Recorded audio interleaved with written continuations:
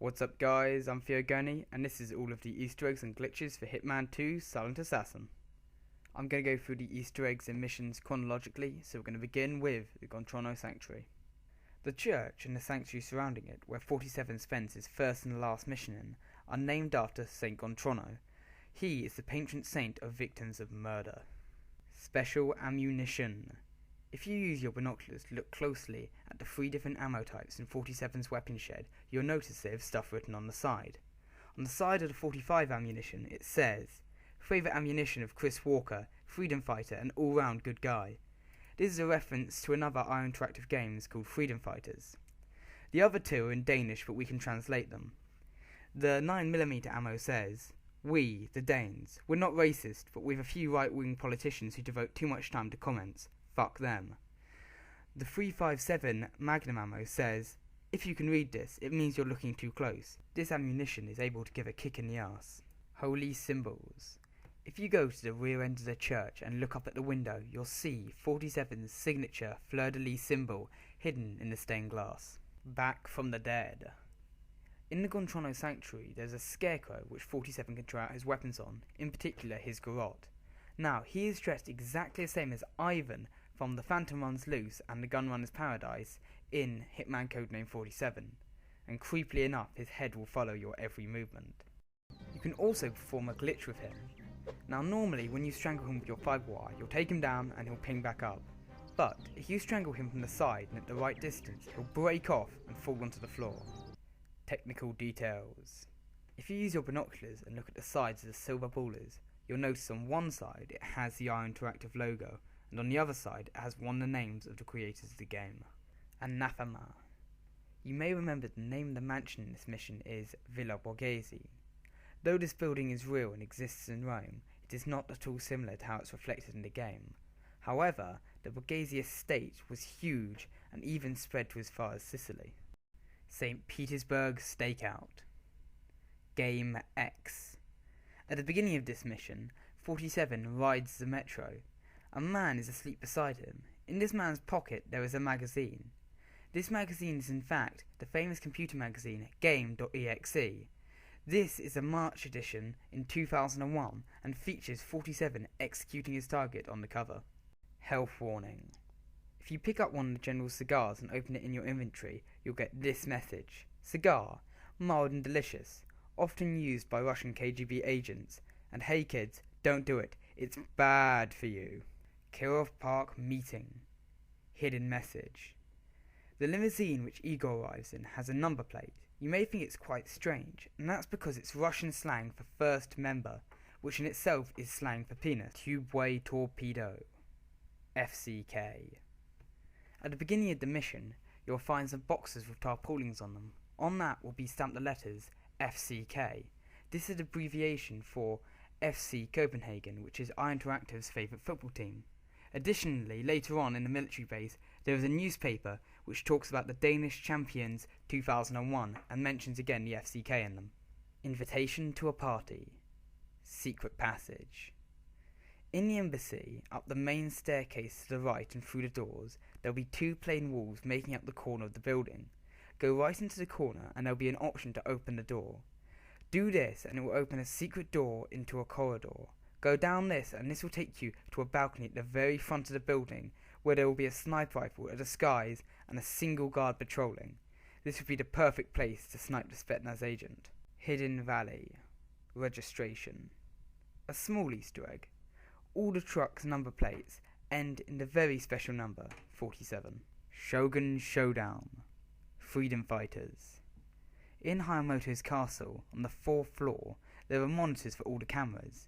In the middle of these monitors will be a computer with a screenshot from the game Freedom Fighters, which is also produced by Iron Interactive and came out the following year. Danish criminals. In the room with the computer monitors, there's a newspaper. The newspaper reads Danish criminals in Japan, and it depicts 3 Iron Interactive employees. Above the pictures, in Danish, it says the guys from Copenhagen in Japan, and underneath, again in Danish, it reads suspected of smuggling girls. Museum exhibition. As well as the guidance system in the museum, you'll also find a coffee machine and a bottle that says Voodoo on it, the basement killing. FCK.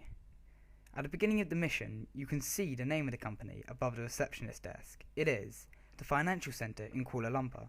This is shortened to FCK. This is another reference to the FC Copenhagen, which is the favourite football team of the creators. Notes. You begin the mission facing a post-it note stuck to the wall. It talks about William C. This is the name of one of the studio employees at Iron Interactive. Angels. In the firefighters' room and also down in the basement, there are posters of 3 beautiful women. This is a reference to the film Charlie's Angels, which is about 3 super spy women. Not only this, but in the mission The Jacuzzi Job, they protect Charlie, Sijan, and they're also deadly killers. Danish food. The pizza you can deliver to Charlie has some Danish written at the bottom, and it translates to real pizza with shit on top. Also, down in the basement, Charlie has crates and bottles of Kinky Cola, which is Iron Interactive's notorious own branding, which is featured in the previous game. The Graveyard Shift. Because you can't work all the time. Many of the computers in the office area in this level have a screenshot from the game you're playing, Hitman 2, where you're in first person firing the M4. The Jacuzzi Job. Dragons. The jade figurine that you steal in this mission is exactly the same one that 47 stole in the Li Hong assassination in the previous game. Deprived of divinity. In the same mission, above the jade figurine, is the mounted head of a jaguar. Below it is written, The Jungle God, killed in Regi of HM1, Stefan von Zabet. This is a reference to the previous game, Hitman 1, where there is a mission called The Jungle God, where 47 must kill a jaguar which the locals hold as a god. But strangely, nothing can be found out about the hunter. Commander Keen. In Charlie Sijan's jacuzzi room, there is a green fish on a spring. This figure comes from the game Commander Keen Episode 4, which was on the portable Game Boy. Motorcade Interception. In this mission, you're not allowed to kill any of the UN soldiers, but there's a glitch that will allow you to get past this. If you fiber wire or knife one of them from behind, you can actually take their clothes and their M4 gun without failing the mission. Tunnel Rat. Arab Pirates. In the room Yusef Hassin is located in, there are boxes covering the floor and also in the side room. They have the cover and the title of Hitman Codename 47 and depict the face of Li Hong.